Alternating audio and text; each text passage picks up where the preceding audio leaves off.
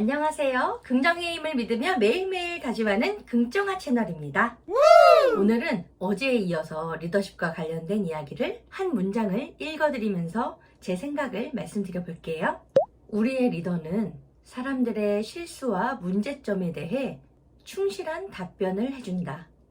그래서 사람들은 필요하면 나쁜 소식이더라도 안심하고 리더에게 전할 수 있다고 생각한다.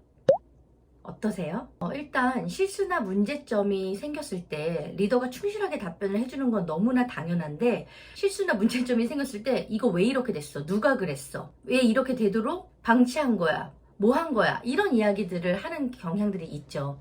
물론 책임에 대해서는 물을 필요가 있죠. 하지만 조직에 무슨 일이 발생했을 때 제일 먼저 해야 되는 건 뭘까요? 바로 그 일에 대해 적절하게 대응을 하는 거죠. 이미 일어난 일에 대해서 그 책임을 추궁하고 이러쿵저러쿵 하기보다는 벌어진 일에 대해서 수습을 어떻게 할 것인지, 대안은 무엇인지, 그래서 실제로 어떻게 대응해서 조치할 것인지, 여기에 방점을 찍어야 된다고 생각합니다. 근데 직원들이 뭔가 일이 잘못되었다라고 이렇게 보고를 해올 때 잘 듣다 보면 사실 해결하지 못할 일은 거의 없다고 생각이 들더라고요. 그걸 어떻게 해결할 것인가, 여기에 에너지를 쓰면서 같이 해결책을 강구하고 실행해 나가는 모습의 리더라면 아마 부하 직원들이 나쁜 소식이라 하더라도 빨리 보고하고 빨리 그 실마리를 찾고 빨리 조치해 나가야겠다, 이런 생각 할 것 같아요. 근데 생각해 보세요. 뭔가 잘못되고 있는데 리더한테 보고를 했더니 잘못에 대한 추궁만 듣고 막 뭐라고만 하면 겁이 나서 두려워서 보고할 수 있을까요? 근데 그러다 보면 또 문제는 보고가 늦어지면 그 일을 적기에 해결할 타이밍을 놓치는 경우도 생긴다. 그럼 진짜 큰 문제가 될 수도 있다는 거예요. 그래서 리더는 일이 잘못되더라도 아니면 나쁜 소식이더라도 직원들이 안심하고 도움을 요청할 수 있는 리더여야 한다. 그러려면 우리는 직원들에게 심리적인 안정감이란 걸 제공할 필요가 있죠.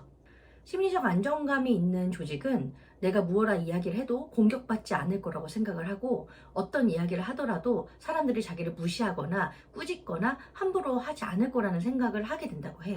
그리고 리더의 역할은 꾸짖거나 지적을 하는 것이 아니라 조직이 목표한 것들을 구성원들과 함께 잘 해나갈 수 있도록 돕는 역할이라고 생각을 합니다.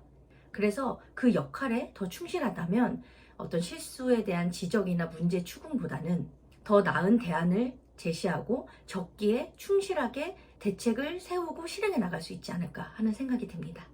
그리고 더 주의해야 될 것, 어떤 실수나 문제가 생겼는데 그 일을 더 키우거나 더 어렵게 하는 리더들도 있어요. 정작 일하는 사람은 따로 있는데 그 사람이 더 곤란해지고 일 처리하기가 어려워지게 그렇게 만드는 리더도 있거든요.